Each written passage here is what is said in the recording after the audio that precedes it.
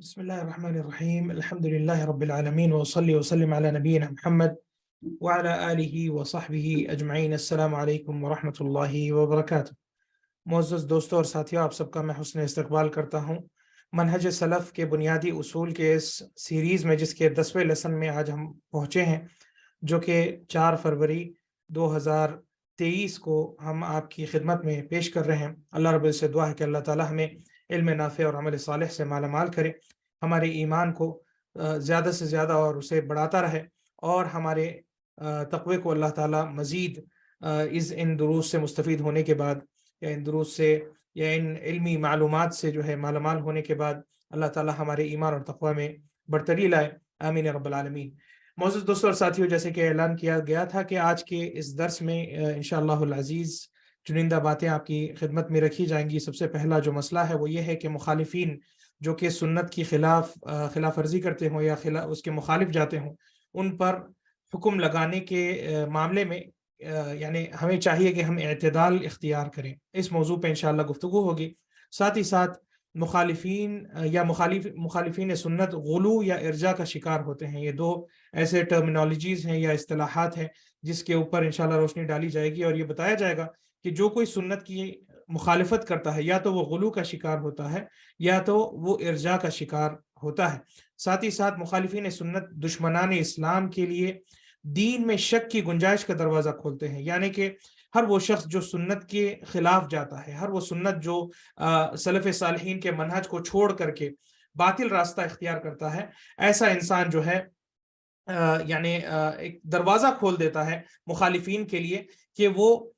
یعنی اس دروازے سے داخل ہو کے مسلمانوں میں شک و شبہات کو مزید پھیلا سکے. اسے زیادہ محنت کرنے کی ضرورت نہیں پڑے گی. اسی طریقے سے بدعتی یا بدعت کا اثر بدعتی کے چہروں پر یا ان کی زبان پر نظر آتا ہے. اس کے تعلق سے جو ہے بیان کیا جائے گا کہ بدعتی یا بدعت کا اثر جو ہے انسان پر یا اس کی چہرے پر یا اس کی زبان پر یا اس کے کلام پر اس کی جھلک جو ہے نظر آتی ہے. ساتھ ہی ساتھ لوگوں کی سیاست کتاب و سنت کے مطابق ہونا چاہیے. اس پر بھی روشنی ڈالی جائے گی. اور آخر میں جو ہے مزید 2 مسائل ہیں. لوگوں کو ان کے فہم کے مطابق دین کی دعوت دینا چاہیے، اور ساتھ ہی ساتھ کافروں کی مشابہت اور ان کی پیروی کرنا دین اسلام میں ناجائز ہے. اس پر بھی انشاءاللہ بیان کیا جائے گا. تو یہ چنندہ مسائل ہیں انشاءاللہ، یا چنندہ اصول ہیں، جسے ایک ایک کر کے آپ کی خدمت میں بیان کرنے کی سعادت حاصل کر رہا ہوں. ابتدائی طور پر بیان کر دوں کہ آج کی اٹینڈنس آپ اس لنک پر جا کر کے کر سکتے ہیں. studysunnah.com/attend پر جا کر آپ اپنی اٹینڈنس رجسٹر کر سکتے ہیں. یہ لنک آپ کو بعد میں بھی جو ہم ریکارڈنگ ڈالتے ہیں یوٹیوب پر، وہاں پر بھی مل جائے گی. تو ان کیس اگر آپ نہیں اسے نوٹ کر پا رہے تو کسی بھی ویڈیو میں جائیں، سیم ہی لنک ہے، کوئی نئی لنک نہیں ہے. تو اس لنک پر جا کر کے آپ اپنے لیسن کا اختیار کر کے اپنی اٹینڈنس رجسٹر کر دیں. آج کا جو پہلا قاعدہ آپ کی خدمت میں رکھ رہا ہوں، جو کہ پرنسپل نمبر 36 مخالفین کے تعلق سے ہے، جو سنت کی مخالفت کرتے ہوں. فرمایا وجوب الاعتدال فی الحکم علی المخالفین. یہ ضروری ہے کہ ہم مخالفین کے تعلق سے جب کبھی ہم ان پر حکم لگاتے ہیں تو اعتدال کرنا چاہیے. حکم لگانے کا کیا مطلب ہے اور کیا معنی و مفہوم ہے، اسے میں آپ کو بیان کر دوں. حکم لگانے کا مطلب یہ ہے کہ جب آپ کسی مخالف کو دیکھتے ہیں، ایک شخص ہے جو سنت کے خلاف ہو جا رہا ہے، تو ہمارا یہ گول نہیں ہوتا کہ ہم سب سے پہلے اس پر حکم لگائیں. اور جب میں یہ کہہ رہا ہوں کہ ہم اس پر حکم لگائیں گے، تو کیا مطلب ہے حکم لگانے کا؟ حکم لگانے کا مطلب یہ ہے کہ آپ اسے کلاسیفائی کر رہے ہیں کہ یہ مبتدع ہے، یا پھر یہ کافر ہے، یا پھر یہ جو ہے فاسق ہے، یا پھر جو ہے مثال کے طور پر یہ منافق ہے. یہ نام لگانا ہمارا کوئی گول نہیں ہوتا. ہمارا گول تو یہ ہے دراصل کہ سارے کے سارے اللہ کے دین میں آ جائیں، کہ ادخلوا فی السلم کافہ، اللہ کی رحمت میں سب شمار ہو جائے. ہمارا یہ مقصد نہیں کہ ہم لوگوں کو دین سے باہر نکالتے پھینکیں. تو جب کبھی ہم کسی مسئلے کو یا کسی مبتدع کو یا کوئی انسان جو بدعت میں پڑا ہوا ہو، تو ایسے انسان کے ساتھ کیسا ہم معاملہ کریں گے؟ ہمارا معاملہ کچھ ایسا ہوگا کہ ہم اسے اس کی غلطی پر جو ہے اسے آگاہ کریں گے. اسے کہیں گے کہ بھائی تمہاری یہ غلطی جو ہے اس پہ تم متنبہ ہو جاؤ، یہ چیز جو ہے یہ مخالف سنت ہے. اور ہمارا یہ ہدف یا گول ابتدائی طور پر نہیں رہے گا کہ ہم لوگوں پر حکم لگائیں یا عمومی طور پر لوگوں کو دائرہ اسلام سے خارج کرتے بیٹھیں، یا پھر ہم لوگوں کو جو ہے منہج سلف سے جو ہے خارج کرتے بیٹھیں. جبکہ مثال کے طور پر کوئی عمومی طور پر منہج سلف کی پیروی کرنا چاہتا ہے، لیکن چنندہ اس سے کچھ چوک یا غلطیاں ہوتی ہوں، تو ایسے وقت اسے متنبہ کرنا، اور رفق اور لین کے ساتھ، نرمی کے ساتھ اور اس کے ساتھ جو ہے پیار سے پیش آنا، تاکہ وہ واپس سنت کی طرف لوٹ جائے۔ اس کے ساتھ شدت اور غلظت کے ساتھ جو ہے آپ اس کے ساتھ جو ہے نفرت سے پیش نہیں آئیں گے، لوگوں کو اپنے آپ سے دور کرنا یہ ہمارے دین کا مقصد نہیں۔ نبی کریم صلی اللہ علیہ وسلم کے تعلق سے اللہ رب العزت نے قرآن کریم میں فرمایا کہ یہ تو اللہ کی رحمت تھی کہ اللہ نے آپ کے دل کو نرم بنایا۔ فَبِمَا فَضْلٍ مِّنَ اللَّهِ لِنْتَ لَهُمْ وَلَوْ كُنْتَ فَضًّا غَلِيظَ الْقَلْبِ، اگر آپ کے دل کو اللہ نے سخت بنا دیا ہوتا، لَانْفَضُّوا مِنْ حَوْلِكَ، آپ کے ارد گرد کوئی بیٹھتا نہیں، سب آپ سے دور متنفر ہو کر کے چلے جاتے، سب آپ سے بھاگ جاتے۔ تو داعی کی صفت یہ ہونی چاہیے کہ وہ نرم اور بڑے پیار سے اور بڑے رفق سے لوگوں کے ساتھ پیش آئے، اور جب کبھی کسی غلط چیز کو دیکھتا بھی ہو تو پوری اس کی وہ کوشش رہے کہ سختی نہ اختیار کرتے ہوئے نرمی سے پہلے اپنی بات کو پیش کرے۔ بلکہ میں آپ کو بتا دوں کہ فرعون جو سب سے بڑا طاغوت اس زمانے میں رہا، یا اس دنیا کی تاریخ میں جو بڑے بڑے طاغوت گزرے ہیں ان میں سے سب سے بڑا طاغوت گزرا ہے، اسے یا اس کی دعوت کے لیے جب اللہ رب العزت نے موسیٰ علیہ السلام اور ہارون علیہ السلام کو بھیجا تو کیا فرمایا؟ فَقُولَا لَهُ قَوْلًا لَيِّنًا، کہ جا کر کے اس کے پاس بڑی نرم زبان تم اختیار کرنا، بڑی نرمی سے میری دعوت کو پیش کرنا، کیونکہ یہ بات جو ہے قبول کرنا ہی بہت شدید ہوتی۔ دین اسلام کی بات یا اسی طریقے سے سنت کو قبول کرنا، یعنی کہ اپنے آباء و اجداد کے طریقے کو 2 منٹ میں چھوڑ کر کے کوئی یعنی آپ کے راستے پہ آ جانا، یہ معمولی بات نہیں ہوتی ہے، بہت بڑا فیصلہ اس کی زندگی کا ہوتا ہے۔ تو اتنی بڑی بات یا اتنا بڑا قدم اٹھانے سے پہلے اگر آپ اسے بڑے شدت اور اس سے جو ہے غلظت سے پیش آئیں گے، یا آپ اس سے جو ہے نرمی سے پیش نہیں آئیں گے، یا اس سے آپ جو ہے ادب سے مخاطب نہیں ہوں گے، تو یہاں کیا ہوگا؟ یہاں پر یہ ہوگا کہ صرف آپ کے ان اخلاق اور کردار کی وجہ سے حق کی بات ٹھکرانے پر سامنے والا جو ہے مجبور ہو جاتا ہے، اپنی آنا کو اور اپنی عزت نفس میں آ کر کے وہ حق کو اگر جان بھی لیتا ہے تو اسے قبول کرنے سے پیچھے ہٹ جاتا ہے۔ تو بتانے کا مقصد یہ ہے کہ جب کبھی مخالفین سے آپ معاملہ کرتے ہو، ایک تو یہ کہ اگر آپ حکم لگا بھی رہے ہیں اس پر تو اعتدال کرنا ہے۔ اگر کوئی شخص کسی مخالفت میں پڑتا ہے تو اس مخالفت کی حد تک جو ہے اسے رکھا جائے، یہ جلد بازی نہ کی جائے کہ جو ہے اسے کفر یا پھر جو ہے نفاق یا پھر جو ہے فسق کا جو ہے آپ حکم فوری لگا کر کے لوگوں میں اسے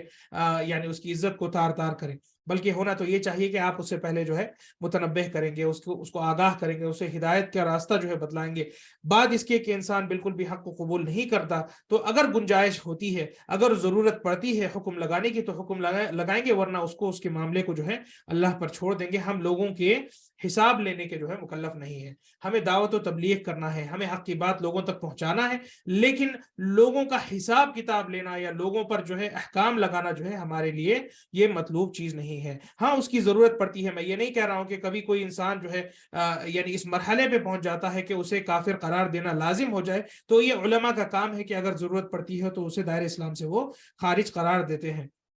لیکن یہ ہمارا ٹارگٹ نہیں، یہ ہمارا گول نہیں ہے کہ لوگوں کو جو ہے ان یا آؤٹ کرتے بیٹھنا، بلکہ ہمیں اپنی دعوت دینا ہے، لوگوں کی اصلاح کرنا ہے۔ باقی جو اپنے لیے حق کا راستہ اختیار کرتا ہے اس کے لیے دین کا دروازہ ہمیشہ ہمیشہ کھلا رہے گا، اور وہ جو شخص اپنے آپ کو جو ہے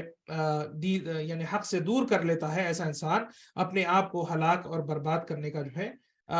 وہ فیصلہ خود اٹھاتا ہے۔ تو اس مسئلے کے تعلق سے جو ہے اللہ رب العزت کی یہ آیت ہے، یا ایھا الذین آمنوا کونوا قوامین للہ شہداء بالقسط ولا یجرمنکم شنآن قوم علی الا تعدلوا اعدلوا هو اقرب للتقوى واتقوا اللہ ان اللہ خبیر بما تعملون۔ یہاں پر اللہ رب العزت ہمیں حکم دے رہا ہے کہ ہم اللہ کے خاطر جو ہے حق پر قائم ہو جائیں، اور اللہ کے یعنی حق پر قائم ہونے کے ساتھ ساتھ ہمیں انصاف سے لوگوں کے ساتھ پیش آنا ہے، کہ ہمیں جب کبھی گواہی دینا ہو جو ہے تو اللہ کے لیے ہم گواہی دیں گے۔ وَلَا يَجْرِمَنَّكُمْ شَنَآنُ قَوْمٍ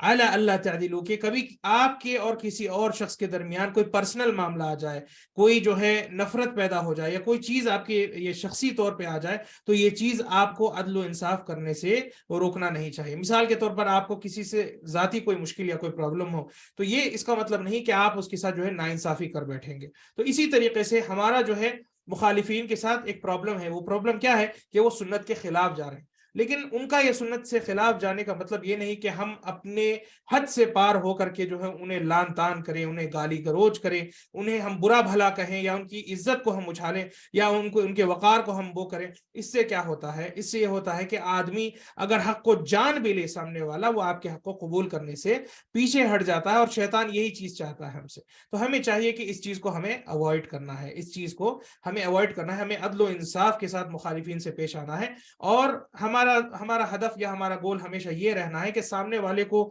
یعنی کہ جو ہے گمراہ قرار دینا، یا اسے جو ہے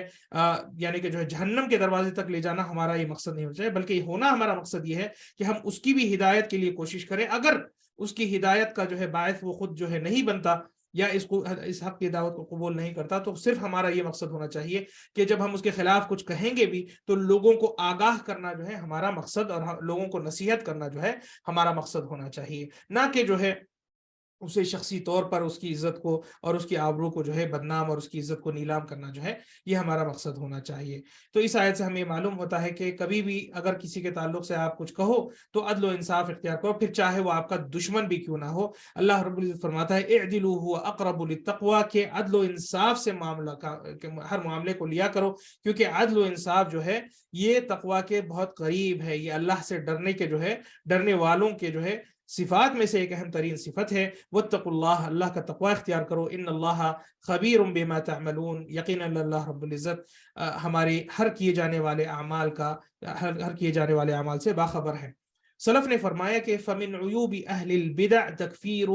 بعضهم بعضا ومن ممادح اہل العلم انہم یخطئون ولا یکفرون۔ فرمایا کہ جو ہے اہل بدعت کی یہ صفتوں میں سے ایک صفت ہے کہ وہ ایک دوسرے کو کافر قرار دیتے ہیں، جو ہمارے راستے پہ نہیں ہے وہ کافر ہے، بس لوگوں کو کافر، فلاں کافر، اللہ کافر، لوگوں کو بس کافر قرار دینے میں جو ہے وہ اپنا وقت لگاتے ہیں۔ لیکن اہل علم، جو اہل حق ہوتے ہیں، جو قرآن و سنت کے تابعدار ہوتے ہیں، جو سلف صالحین کے منہج پر جو ہے ہوتے ہیں، وہ دوسروں کی خطا کو خطا تک رکھتے ہیں، اور یہ چاہتے ہیں کہ اسے مہلت دی جائے کہ وہ اس خطا کو پہچانے، اور وہ یعنی کہ جو ہے وہ حق اور راہ راست پر وہ آ جائے، نہ کہ اسے جو ہے کافر قرار کر کے جو ہے آپ اسے حق سے اور دور کر دیں اور اسے جو ہے دائرہ اسلام سے خارج کر دیں۔ ہاں، سوائے وہ شخص کے جو واقعتاً جو ہے کفر کرتا ہو اور اسے بھی اس بات کا علم ہو جاتا ہے کہ وہ کفری عمل کر رہا ہو، ساری حجتیں اس پر قائم ہو گئی، اس کے باوجود وہ کفر پر ڈٹا ہو، وہاں پر کافر کو کافر ہم یقیناً کہیں گے۔ ہم یہ نہیں کہہ رہے ہیں کہ جو ہے کافر کو بھی یعنی جو کفر کر دیتا ہو اور اس پہ ساری حجتیں قائم ہو جائے تو ہم اسے کافر نہیں کریں گے، یہ غلط بات ہے۔ بلکہ بتانے کا مقصد یہ ہے کہ کچھ لوگوں سے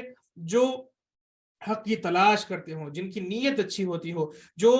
یعنی جن کا دل صاف ہوتا ہو، لیکن ہم یہ دیکھتے ہیں کہ شیطان کے بہکاوے میں آ کر کے جو ہے وہ کچھ بھٹک گئے ہیں اور کچھ راستے سے جو ہے وہ ہٹ گئے ہیں، تو ایسی صورتحال میں آپ کیا کریں گے؟ ایسی صورتحال میں آپ کو چاہیے کہ آپ اس کی خطا کو خطا کہیں، باقی جو حکم لگانا ہے ضرورت نہ پڑنے پہ اس پہ حکم بھی نہ لگائیں، چاہے وہ کفر بھی اگر پڑھ کر رہا ہو کسی شبہ میں آ کر کے، اللہ اس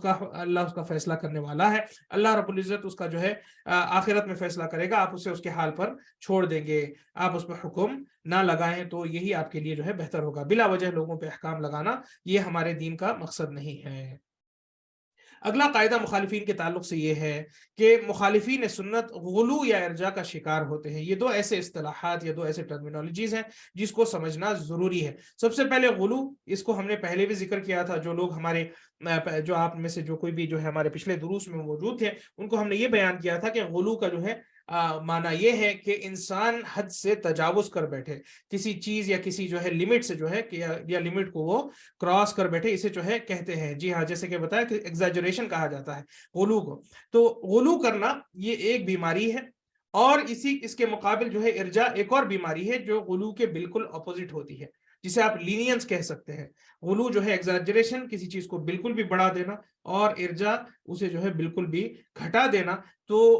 دین اسلام دین وسطیت ہے، دین اسلام جو ہے وَكَذَلِكَ جَعَلْنَاكُمْ أُمَّةً وَسَطًا، کہ اللہ رب العزت نے ہمیں مڈل پاتھ پہ رکھا ہے، وسط والی امت بنایا ہے۔ وسط یعنی کہ جو بیچ میں ہوتی ہے، نہ جو ہے وہ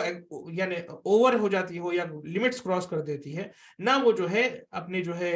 یعنی دین اسلام کو اتنا وہ لینینٹ کر دیتی ہے کہ اسلام جو ہے نام کا بھی نہ رہ جاتا ہو ان کے درمیان۔ تو یہ دونوں کے درمیان ایک راستہ ہے، وہ ہے وسطیت کا راستہ۔ آپ کو وسط مڈل پاتھ آپ کو اختیار کرنا ہے، نہ آپ کو جو ہے ایگزیجریٹ کرنا ہے، نہ آپ کو اتنے لینینٹ بن جانا ہے کہ اسلام صرف نام کا رہ جائے گا، باقی اس کے اندر کچھ اور آپ کے لیے باقی نہیں رہے گا۔ تو اس کے تعلق سے یعنی غلو کے تعلق سے تو اللہ رب العزت نے اہل کتاب کو یہ آیت ہم نے پہلے بھی پڑھی تھی، فرمایا کہ یا اہل الکتاب لا تغلو فی دینکم، کہ اہل کتاب آپ اپنے دین میں غلو نہ کر بیٹھو، کہ غلو کرنے سے جو ہے یا زیادتی کرنے سے یا حد پار کرنے سے جو ہے انسان اپنے دین کو کھو بیٹھتا ہے۔ دو امتیں ضائع ہوئی ہیں، یہودیوں کی امت ضائع ہو گئی، عیسائیوں کی امت ضائع ہو گئی، صرف اس وجہ سے کہ وہ غلو کر بیٹھے، چیزوں کو اس کے حد سے پار کر بیٹھے، چیزوں کو اس کا جتنا حق دینا تھا اس سے جو ہے کہیں زیادہ وہ کر یعنی آگے چلے گئے۔ ایک پیغمبر کو خدا کا بیٹا کسی نے بنا لیا، کسی نے جو ہے کچھ کر دیا تو کسی نے کچھ کر دیا، کچھ اپنے انبیاء کرام کو جو ہے یعنی ان کے ساتھ زیادتی کر بیٹھے اور ان قتل ان کا خون بہا دیا۔ تو ایسے بھی کچھ قوم آئے تھے، تو یہ سب غلو کے شکار ہو گئے، اور یہ سب غلو کے شکار ہونے پر انہیں اللہ رب العزت نے بالکل بھی ان کے دین کو جو ہے ناقابل قبول کر دیا، اور انہیں جو ہے انہیں باطل جو ہے قرار کر دیا، اور ان کو یعنی انہیں ہٹا کر کے اللہ رب العزت نے اسلام یا نبی کریم صلی اللہ علیہ وسلم کی اس دعوت کو لوگوں کے درمیان لایا اور اسلام کو جو ہے حق کا دین بنا دیا۔ تو معلوم یہ ہوا کہ جو ہے غلو کرنے سے دین ضائع ہوتا ہے، غلو کرنے سے جو ہے دین پورا مکمل جو ہے ضائع ہو جاتا ہے۔ یہاں پر میں نے ایک ڈرائنگ کے ذریعے آپ کی خدمت میں یہ دونوں اصطلاحات یا دونوں جو ٹرمینالوجی سے اس کو بیان کرنے کی کوشش کی کہ ارجا جو ہے وہ ڈاؤن ورڈز جاتا ہے، نیچے جاتا ہے، اور دین اسلام کو جو ہے سب سے یعنی ادنا درجے پہ صرف جو ہے ان کا یعنی اس حد تک کہ جو ہے دین صرف زبانی طور پر رہ جائے۔ ارجا کا معنی یا مرجعہ نام کا جو فرقہ ہے، اگر آپ اس کے بعد میں مزید جو ہے علم حاصل کریں گے تو ان کا معنی یہ ہے کہ یہ دین اسلام کو صرف زبان سے جوڑتے ہیں، یعنی جس نے کہہ لیا لا الہ الا اللہ محمد رسول اللہ، جس نے شہادتین پڑھ لیا، اس کے نجات کے لیے کافی ہے۔ پھر وہ چاہے نماز پڑھے یا نہ پڑھے، چاہے وہ روزہ رکھے یا نہ رکھے، اگر یہ عبادت کرتا ہے تو ممکن ہے کہ اس کے درجے بلند ہوں گے لیکن اسے عذاب کبھی نہیں ہو سکتا۔ یہ ان کا باطل عقیدہ ہے، یہ مرجعہ کا باطل عقیدہ ہے۔ اور وہ لوگ جو کوئی بھی کہتے ہیں کہ بھائی اسلام دل میں ہے، اسلام از ان دا ہارٹ جو کہتے ہیں، جو خصوصاً سیکولر مائنڈڈ جو لوگ ہوتے ہیں، لبرل مائنڈڈ لوگ ہوتے ہیں، لیکن وہ اسلام میں بھی رہنا چاہتے ہیں کچھ سوشل یا کمیونٹی کے ایشوز کی وجہ سے، تو اس وجہ سے وہ رہتے ہیں، لیکن سارے وہ کام کرتے ہیں جو ایک غیر مسلم کرتا ہو اور ان پر اسلام کا کوئی اثر بھی نہیں آتا، کبھی شاید ہی وہ مسجد میں اپنا قدم رکھے ہوں لیکن وہ اپنے آپ کو مسلمان کہتے ہیں۔ اور جب انہیں کہا جاتا ہے کہ بھائی اسلام میں کچھ اللہ نے ہم سے مانگا ہے، کچھ اعمال آپ نے کرنے ہیں، تو وہ کب آپ کرتے ہیں؟ آپ نے یعنی نمازیں کب آپ کو ادا کرنی ہے، آپ نے حج روزہ زکوٰۃ آپ کب رکھیں گے؟ تو کہیں گے بھائی اسلام دل میں ہوتا ہے، اللہ ہمارا فیصلہ کرے، ڈونٹ یعنی کہتے ہیں ڈونٹ جج دا پیپل، اللہ ان کو جج کرنے والا ہے۔ ڈونٹ جج دا پیپل میں آپ اتنا بھی نہیں جا سکتے کہ بھائی یعنی اسلام کا وہ مذاق اڑا رہا ہے، بس مسلمان اپنے آپ کہہ رہے ہیں، لیکن اسلام کی جو ہے سارے احکام کو جو ہے وہ منفی کر دے رہا ہے، اور اسے جو ہے اپنی زندگی سے نہ صرف ہٹا رہا ہے بلکہ لوگوں کو بھی کہہ رہا ہے کہ بھائی ضروری نہیں دین پر عمل کرنا، یا پھر مثال کے طور پہ دین اسلام کی جو بنیادی اصول ہے اس کے خلاف جا رہا ہے، اور یہ کہتے ہوئے کہ بھائی دین اسلام میں اتنی شدت نہیں ہے۔ اور کچھ لوگ ایک ایسا بھی آرڈ لے کر کے آتے ہیں نبی کریم صلی اللہ علیہ وسلم کی وہ حدیث ہیں جس میں جیسے کہ آپ سے فرمایا کہ الدین یسر، دین آسان ہے، تو اس آسانی کو اتنا آسان بناتے ہیں کہ اسلام کو جو ہے بالکل بھی معطل کر کے رکھ دیتے ہیں، اور یہ کہتے ہیں کہ اتنا آسان ہے کہ بھائی آپ کے موڈ کے حساب سے آپ دین پر ہیں، آپ کا من کرے تو آپ عبادت کریں، آپ کا من نہ کریں تو آپ عبادت نہ کریں، اگر آپ کا من کرتا ہے تو محرمات کو چھوڑیں، اگر آپ کا من نہیں کرتا تو آپ محرمات میں پڑھیں، اور اس میں آپ کا کوئی اس میں جو ہے آپ کو کوئی قباحت نہیں ہے۔ اس حد تک دین کو جو ہے واٹر ڈاؤن وہ کر دیتے ہیں اور اسے لینینسی کے جو ہے سب سے زیادہ آگے درجوں میں وہ چلے جاتے ہیں۔ تو یہ ہے ارجا کی تعریف ہے، میں آپ کی خدمت میں رکھوں۔ مرجع وہ فرقہ ہے جس کا یہ عقیدہ ہوتا ہے کہ ایمان کا تعلق محض قول اور زبان سے، یعنی آپ لا الہ الا اللہ کہہ دیں تو بس آپ کا ایمان مکمل، آپ کا اور ابو بکر رضی اللہ عنہ کا ایمان برابر ان کی نظر میں ہوتا ہے۔ اور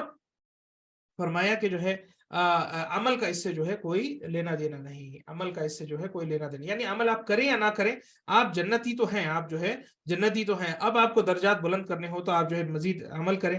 یعنی اگر آپ نہ بھی کوئی عمل کرتے ہو، صرف کلمہ آپ پڑھ کر کے جو ہے آپ اپنی منمانی زندگی گزاریں، بس اتنا کہہ دیں کہ بھائی لا الہ الا اللہ اور محمد رسول اللہ، تو یہ آپ کے نجات کے لیے کافی ہے اور آپ کو کبھی عذاب نہیں ہوگا۔ یہ غلط بات ہے۔ عقیدہ اسلام یہ ہے کہ انسان امید اور خوف دونوں کو لے کر کے چلتا ہے۔ امید اور خوف، یعنی امید اللہ کی معافی اور اللہ رب العزت کی طرف سے جو ہے رحمت کی امید، اور خوف اس بات کا کہ کہیں کسی گناہ کے مقابل اللہ رب العزت ہمیں پکڑ نہ لے اور ہمیں عذاب میں نہ ڈال دے۔ تو یہ اہل سنہ کا صحیح عقیدہ ہے۔ جو مڈل پاتھ ہے وہ یہ ہے کہ آپ کو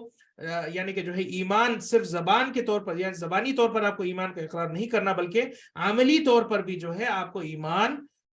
لانا ضروری ہے۔ اور عملی طور پر ایمان لانے کا معنی یہ ہے کہ آپ عبادت کریں، यानी कि नमाज अदा करें, रोज़ा हज ज़कात अदा करें, अल्लाह ने हर वो चीज़ जो फरीज़ा हम पर बनाया हो उस फरीज़े को अदा करें और मुहर्रमात से हम बचें। ये सब अमाल है जिसके करने से इंसान का ईमान जो है मुकम्मल होता है। इसकी छोटी सी मिसाल ये है कि नबी करीम सल्लल्लाहु अलैहि वसल्लम ने नमाज के ताल्लुक से फरमाया कि अल अहदुल्लज़ी बैनना व बैनहुमुस्सलात व मन तरकहा फ़क़द कफ़र। खुद तकफीर आप सल्लल्लाहु अलैहि वसल्लम की उस इंसान की कर रहे हैं जो नमाज को मुअत्तल कर देता हो, कि फरमाया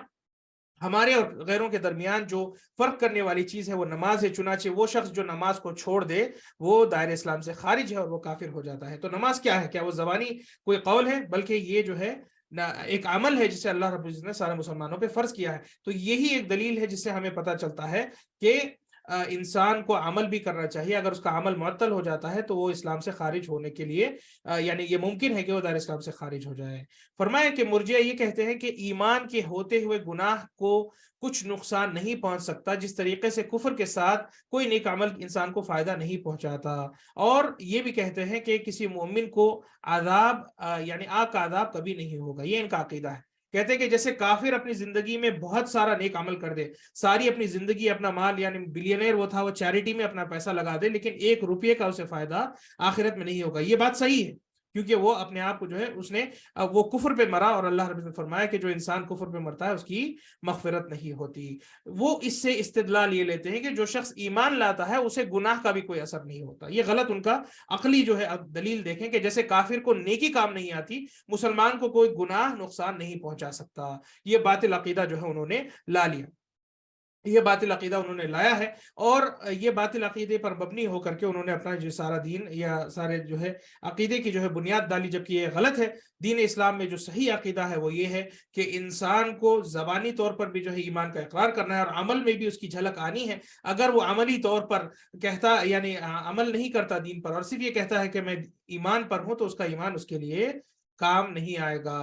अल्लाह रब्बुल इज्जत ने कुरान करीम में फरमाया लिमा तक़ूलूना मा ला तफ़अलून, कि क्यों तुम वो बातें कहते हो जो कभी तुम करते नहीं हो। तो ऐसा ही हाल है यानी ईमान के ताल्लुक से है कि जब हम कहते हैं कि अल्लाह हमारा रब है तो उसकी इबादत करना और उसकी हर फरीजे को अदा करना ये भी ईमान का हिस्सा है। और इसी तरीके से हर मुहर्रमात से बचना भी ईमान का हिस्सा है। तो एक तरफ ये लोग हैं जो ईमान को बिल्कुल गिरा यानी दीन को बिल्कुल गिरा दिए और कहते हैं कि बस कलमा पढ़ लो और जो है जन्नत में दाखिल हो जाओ। ऐसा जो है ये इनका तरीका है इर्जा का, जो कि बातिल तरीका है। बमुकाबिल ऐसे लोग मिलेंगे जो गुलू में पड़ चुके हैं, जो छोटी छोटी गलती से लोगों को काफिर बना देते हैं, जैसे कि खवारिज हैं जो गलतियों से लोगों को खारजी बना यानी कि जो है काफिर बना देते हैं और काफिर करार देने के बाद उनकी गर्दनें वो उड़ाते हैं। इस हद तक के जो है उन्होंने क्या किया, उस्मान गनी जैसे जो है खलीफा राशिद को भी उन्होंने न बख्शा, बल्कि उनको भी जो है उन्हें दायरे इस्लाम से खारिज करके उन्हें काफिर मानते हुए जो है उनके खून को उन्होंने हलाल समझा। तो एक तरफ ये शैतानी तरीका है कि दीन को इतना शदीद बना दे और इतना सख्त बना दे कि यानी उन चीजों को जिसे अल्लाह ने जो है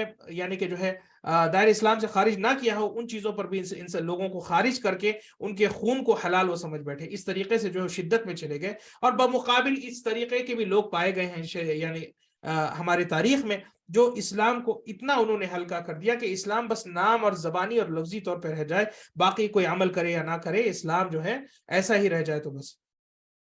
ये भी गलत है और वो भी गलत है। हमें वहां भी नहीं जाना गुलू में और हमें इर्जा में भी नहीं जाना है जो कि लीनियंसी है, बल्कि हमें बीच का रास्ता इख्तियार करना है कि अल्लाह ने जिन गुनाहों को कबीरा माना है और जो बड़ा माना है, जहां संगीन अल्लाह ने जो उसकी जो है आदाबों को रखा है, वहां पर हमारा ये मानना है कि जो है ये गुनाह बहुत कबीरा गुनाह है और एक इंसान जो है दायरे इस्लाम से भी वो खारिज हो सकता है। लेकिन अगर वो कबीरा गुनाह करता है लेकिन कुफ्र और शिर्क और यानी शिर्क और कुफ्र में वो नहीं पड़ता, तो हम उसे काफिर करार नहीं देंगे। और हमारा हत्ता कि ये भी ईमान है कि अगर वो मर जाता है कोई कबीरा गुनाह करते हुए, अगर अल्लाह रब्बुल इज्जत उसे चाहे तो उसकी वो मगफिरत कर सकता है, सिवाय शिर्क के। शिर्क एक वाहिद गुनाह है जिसकी कभी मगफिरत नहीं हो सकती, लेकिन अगर उसके अलावा कोई गुनाह करता है और वो ईमान पर कायम है और वो कलमा ला इलाहा इल्लल्लाह पढ़ता है, नमाजों को कायम करता है, मुसलमान है, लेकिन वो गुनाहों में पड़ता है, चाहे कितना बदतर से बदतर गुनाह उसने क्या ना किया हो, चाहे वो सूदखोर हो, चाहे वो जिनाकार हो, अल्लाह अगर उससे चाहे तो उसे माफ भी कर सकता है, हमारा ये मानना है। लेकिन जो गुलू में पड़ते हैं जैसे खवारिज वगैरह, वो ये कहते हैं कि ये हमेशा हमें जहन्नमी है और हमेशा हमेश वो काफिर है और वो मुसलमान कहने के लायक नहीं है। और यही शख्स के बारे में मुर्जिया कहेंगे कि भाई वो मुसलमान है और उसका ईमान और अबू बकर और उमर और उस्मान गनी और अली रज़ियल्लाहु अन्हु का ईमान सब के सब का जो है ईमान बराबर है। तो ये देखें कि गुलू और इर्जा का जो है ये एक बीमारी है, ये एक कैंसर या वायरस है जो اسلام میں آئی اور جو ہے اسے تباہ کر کے جو ہے لوگوں کو رکھ دی ہے۔ لیکن حقیقت یہ ہے کہ انسان کو چاہیے کہ وہ سیدھا راستہ اختیار کرے، وسطیت کا راستہ اختیار کرے، اور نہ جو ہے دین کو اتنا ہلکا کر دے کہ کوئی اس کا وجود نہ رہے، اور نہ دین کو جو ہے اتنا شدید وہ بنا دے کہ جو ہے ہر چھوٹے سے چھوٹا، ہر بڑے سے بڑا جو ہے دائرہ اسلام سے آپ اسے خارج کر کے بیٹھے۔ یہ دونوں غلط راستے ہیں، وسطیت کا راستہ انسان کو اختیار کرنا چاہیے۔ سلف کا ایک قول ہے، فرمایا کہ جو ہے احذروا فتنة العالم الفاجر والعابد الجاہل، فرمایا کہ جو ہے دو قسم کے فتنوں سے بچو، ایک ایسا عالم جو فاجر ہو، جو فسق و فجور میں پڑا ہو، اور ایسا عابد عبادت گزار جو عالم نہیں لیکن عبادت گزار ہو، جو جاہل۔ فإن فتنتهما فتنة لكل مفتون كيف إذا اجتمع في الرجل الضلال والفجور، فرمایا کہ جو ہے اگر یہ دونوں فتنے اگر آ جائیں انسان میں، جہالت بھی آ جائے اور فسق و فجور آ جائے، تو یہ تو اور بھی خطرناک اس کا معاملہ ہے۔ کہنے کا مقصد یہ ہے کہ ایک ایسا فاجر عالم جو شدید ہو جائے اور لوگوں کو جو ہے سنت سے ہٹا کر کے ہر ایک انسان کو دائرہ اسلام سے خارج کرتا بیٹھا ہو اور کفر اور نفاق کے فتوے لگاتا ہو، ایسا انسان بھی جو ہے دین اسلام کے نقصان ہے۔ اور ویسا عابد بھی، عابد کہتے ہیں وہ انسان جو عبادت گزار ہو، علم تو نہیں ہوتا اس کے پاس لیکن عبادت گزار ہو، اور وہ جاہل ہو، وہ دین اسلام کا جو ہے علم نہیں رکھتا، وہ دین اسلام کا علم نہیں رکھتا، تو ایسا انسان لوگوں کو امیدیں دلاتا بیٹھتا ہے اور کہتا ہے کہ ہر کوئی جنتی ہے، ہر کوئی جو ہے جنت میں داخل ہو جائے گا۔ خوف جو ہے لوگوں کو دلاتا نہیں ہے، بس امیدیں دلاتا ہے۔ تو یہ بھی جو ہے غلط ہے، اور دوسرا راستہ بھی جو ہے غلط ہے۔ یہ سلف کا قول ہے جو سلف نے بیان کیا تھا۔ تو بتانے کا مقصد یہ ہے کہ دو پہلو ہیں ہمیں جنہیں بیلنس لے کر کے جو ہے چلنا ہے۔ کون سے یہ دو پہلو ہیں؟ کہ ہمیں لوگوں کو ڈرانا بھی ہے اور لوگوں کو امید بھی دلانا ہے۔ خوف اور رجا کہتے ہیں۔ خوف کہتے ہیں لوگوں کو ڈرانا، دین اسلام میں ڈرایا دھمکایا بھی گیا ہے، اور اتنا بھی نہیں ڈرا دیا گیا کہ اللہ سے لوگ نا امید ہو جائیں،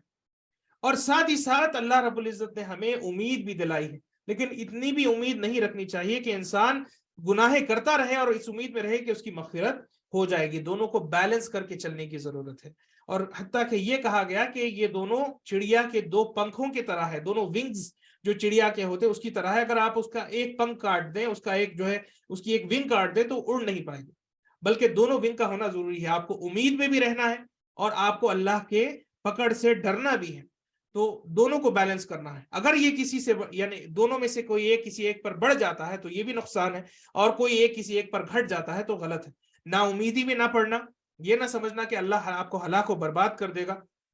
بلکہ اللہ سے امید رکھنا۔ اور امید کب رکھنا ہے؟ اللہ تعالیٰ سے سارے اعمال کرتے ہوئے امید رکھنا، ایسا انسان نجات پائے گا۔ جو انسان گناہوں میں پڑنے سے ڈرتا ہے، ہاں کبھی وہ پڑھ بھی جائے، توبہ فوری وہ کر لیتا ہے، لیکن گناہوں میں پڑنے سے وہ ڈرتا ہے، ایک خوف کا لیول وہ بیلنس کرتا ہے اللہ سے، اللہ کا ڈر اس کے دل میں ہوتا ہے، گناہوں میں پڑنے سے پہلے وہ سوچتا ہے کہ کہیں اللہ مجھ سے ناراض نہ ہو جائے،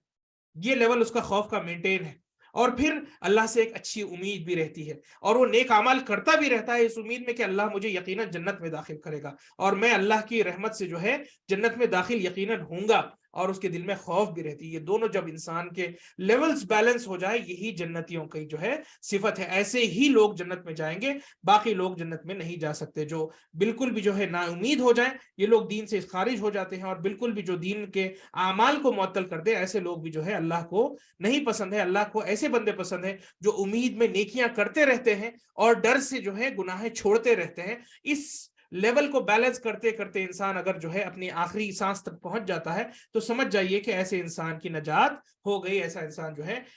یعنی اس کی بخشش ہو جاتی ہے، ایسے انسان کی جو ہے بخشش ہو جاتی ہے، ایسے انسان کی نجات ہو جاتی ہے۔ اب آتے ہیں اگلے مسئلے کی طرف۔ اگلا پرنسپل ہمارا یہ ہے مخالفین کے تعلق سے کہ دشمنان اسلام کے لیے دین میں شک کی گنجائش کا دروازہ یہ مخالفین کھول دیتے ہیں۔ اس کا کیا مطلب ہے کہ جب کوئی مبتدع یا کوئی سنت کے مخالف انسان آتا ہے اور اپنا وہ شبہہ، اپنا ڈاؤٹ وہ ڈالتا ہے دین اسلام میں یا مسلمانوں کے ذہنوں میں وہ ڈالتا ہے، تو وہ انسان دشمنان اسلام کا کام بڑا آسان کر دیتا ہے۔ آپ غور فکر کر کے دیکھیں کہ دائر اسلام یعنی مسلمانوں کو نقصان پہنچانے کے دو طریقے ہیں۔ ایک تو ڈائریکٹ طور پر دشمنان اسلام کو اٹیک کرتا ہے، یا پھر جو ہے مثال کے طور پر انہیں جانی یا مالی نقصان پہنچاتا ہے، یا ان پر جو ہے کسی بھی قسم کا حملہ وہ ڈائریکٹ طور پر کرتا ہے۔ دوسرا طریقہ ان دشمنان اسلام کا یہ ہوتا ہے کہ ہمارے درمیان درمیان جو شبہات والے لوگ ہیں، جو بدعت میں پڑے ہوئے لوگ ہیں، ان کو وہ امپاور کرتا ہے، ان کی بات کو وہ جو ہے منظر عام پہ لانے کی کوشش کرتا ہے، انہیں وہ سپورٹ کرتا ہے. جس طریقے سے آج آپ دیکھتے ہیں کہ رافضیت کو کیسے جو ہے دشمنان اسلام کی سپورٹ ملتی ہے، جس طریقے سے آپ دیکھتے ہیں کہ قبروں کے پجاریوں کو جو ہے ہمارے ملکوں میں کتنا جو ہے لائم لائٹ میں لایا جاتا ہے، اور انہی کو اسلام کا صحیح ریپرزنٹیٹو بیان کیا جاتا ہے. وہ اس لیے کیونکہ ان کے وہ یعنی وہ بدعتی بھی جانتے ہیں، جو ان کے رؤوس یا ان کے جو لیڈرز ہیں، کہ ہم غلط ہیں، اور یہ دشمنان اسلام بھی جانتے ہیں کہ یہ غلط اسلام کا طریقہ ہے. لیکن ان کو اوپر لانے سے کیا ہوگا؟ جو صحیح اسلام کے راستے پہ چلتے ہیں وہ بھی جو ہے بھٹک جائیں. دائر اسلام سے اسلام مسلمان کو ہٹانا تو مشکل ہے، لیکن غلط راستوں پہ اور غلط آئیڈیالوجیز میں مسلمانوں کو بہکا دینا ان کے لیے جو ہے بڑا آسان ہے. تو اس طریقے کو اختیار کرتے ہوئے یعنی کہ جو ہے مخالفین کا فائدہ اٹھاتے ہیں، مخالفین کے کاندھے پہ جو ہے اپنے ہتھیاروں کو رکھ کے وہ اپنی گولیاں چلاتے ہیں، اور مخالفین کا جو ہے وہ سپورٹ لیتے ہیں. اور مخالفین تو بیچارے کچھ ان میں ایسے ہوتے ہیں جو اندھے ہوتے ہیں، اور وہ یہ سمجھتے ہیں کہ بھئی ہم اچھا کام کر رہے ہیں، اور پیچھے سے انہیں جو ہے بڑی سپورٹ ملتی ہے، چاہے وہ ڈائریکٹ سپورٹ ہو یا انڈائریکٹ سپورٹ ہو. ڈائریکٹ سپورٹ کا معنی یہ کہ باقاعدہ ایسے آرگنائزیشنز کو فنڈ کیا جاتا ہے، جیسے قادیانیوں کو جو ہے کچھ ایسے سیکرٹ آرگنائزیشنز کے فنڈز آتے ہیں، اور انہیں جو ہے اپنی دعوت پیش کرنے کے لیے جو ہے کھلے عام سپورٹ ملتی ہے. اور کچھ انڈائریکٹ سپورٹ کا معنی یہ ہے کہ انہیں جو ہے میڈیا وغیرہ میں اور باقی جگہوں پہ یا پھر اتھارٹیز کی طرف سے انہیں جو ہے بڑی آسانیاں اور بڑی رخصتیں اور بڑی ڈھیل اور بڑا ان کے جو ہے ان کے معاملات کو بڑے ایزی کر دیے جاتے ہیں، تاکہ وہ بڑی آرام سے جو ہے اپنا کام کر سکتے ہوں، بڑی آرام سے اپنا کام کر سکتے ہوں. تو چاہے وہ ان سے ڈائریکٹلی جا کے ہاتھ ملائے اور اپنی بدعت کو پھیلائے، یا انڈائریکٹلی جو ہے ان کے پیچھے پیچھے جو ہے دشمنان اسلام ان کا استعمال کریں، دونوں صورتحال میں دشمنان اسلام نے اسلام کے اندر جو ہے بڑا نقصان پہنچایا ہے ان مخالفین سنت کو جو ہے لے کر کے. تو یہ چیز کو سمجھنا ضروری ہے، یہ چیز کو سمجھنا ضروری ہے. اور آپ کئی ایسے باطل فرقوں کو اٹھا کر کے دیکھ لیں، کہیں نہ کہیں ان کا جو ہے لنک جا کر کے ایسے دشمنان اسلام سے ملتا ہے جو انہیں سپورٹ کرتے ہیں، اور انہیں جو ہے یہ کوشش کرتے ہیں کہ انہیں جو ہے فوقیت حاصل ہو، اور ان کی بدعت اور ان کی گمراہیاں جو ہے لوگوں میں عام ہو. جس طریقے سے چھوٹی سی مثال، رافضیت کس طریقے سے جو ہے پنپی، اسے جو ہے باقاعدہ یہودیوں نے آ کر کے جو ہے یعنی کہ صحابہ کے زمانے سے لے کر کے آج تک باقاعدہ ان کے خصوصی سپورٹ دیا ہے. اور جیسے کہ آپ اور ہم جانتے ہیں کہ جو ہے یہودیوں کے ہاتھ پر جو ہے یہ مسئلے کو، اہل بیت کی جو مسئلہ تھا، جو چھوٹا سا تھا، اسے اتنا پنپایا، اتنا اسے جو ہے یعنی پنپنے دیا اور اسے بڑا ہونے دیا، اس حد تک کہ جو ہے وہ اتنا بڑا فتنہ بن کر کے آج رہ گیا، کہ جیسے کہ آپ اور ہم جانتے ہیں کہ یہ امت کے لیے جو ہے بڑی مصیبت اور بڑا جو ہے فتنے کا وہ باعث بن کے ہو گیا. تو یہ دشمنان اسلام کا جو ہے ایک طریقہ تھا جس کے ذریعے انہوں نے اسلام کو نقصان پہنچایا ہے. اور یعنی مثال اس کی جو ہے، جیسے کہ جو ہے ہمارے اس کتاب کے مؤلف نے یعنی ان منافقوں سے دی، جس کے تعلق سے اللہ رب العزت نے جو ہے سورہ توبہ میں فرمایا کہ اگر یہ تمہارے ساتھ بھی ہوتے تو سوائے نقصان کے یہ تمہیں اور کچھ نہیں پہنچاتے. فرمایا کہ لو خرجوا فیکم ما زادوکم الا خبالا ولأوضعوا خلالکم یبغونکم الفتنة وفیکم سماعون لهم واللہ علیم بالظالمین. فرمایا سورہ توبہ میں ان لوگوں کے تعلق سے جنہوں نے جو ہے جنگ میں شرکت نہیں کی، کہ اگر وہ تمہارے ساتھ بھی ہو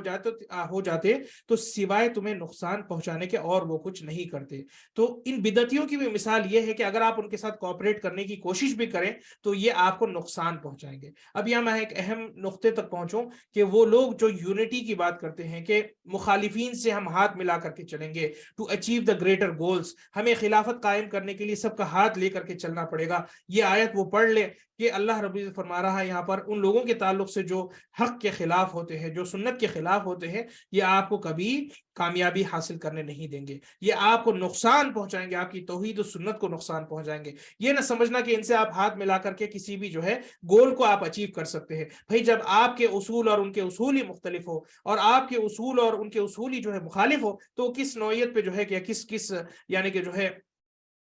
گول کو اچیو کرنے میں آپ کا سپورٹ دیں گے. بلکہ مان بھی لیا جائے کہ وقتی طور پر وہ آپ کو جو ہے سپورٹ دکھا رہے ہوں یا وہ آپ کا ساتھ دے رہے ہوں، مان لیں کہ وہ آپ کے جو ہے خیر خواہ ہوں، لیکن بعد اس کے کہ اگر آپ کوئی کوئی مقصد پورا کر لیں یا کوئی خلافت قائم آپ بھی کر لیں تو وہاں پر یہ آگے آئیں گے اور کہیں گے کہ ہمیں جو ہے تمکین دے، ہمیں جو ہے پاور دیں اور ہم جو ہے آپ کی حکومت کریں گے، ہم آپ پر مسلط ہوں گے نہ کہ آپ ہم پر مسلط ہوں گے۔ پھر وہاں جھگڑا ہوگا اور پھر وہاں مار پیٹ ہوگی اور وہاں پر یہ سب تہس نہس ہو جائیں گے۔ تو آپ ایسے لوگوں سے مل کر زیادہ دور نہیں جا سکتے، صرف سٹیجوں کی جو ہے یہ زینت بن کے رہ جائیں گے کہ سارے کے سارے ہم ایک ہیں۔ آپ باطل جو ہے لوگوں کے ساتھ، باطل عقیدے والوں کے ساتھ یونٹی کا جو ہے خواب دیکھنا چھوڑ دے، یہ کبھی ہونے والی چیز نہیں ہے۔ جب تک کہ ان کو آپ توحید پر نہیں لائیں گے وہ اور آپ ایک صف میں کھڑے نہیں ہو سکتے۔ یہ اشارہ جو ہے واضح ہونا چاہیے۔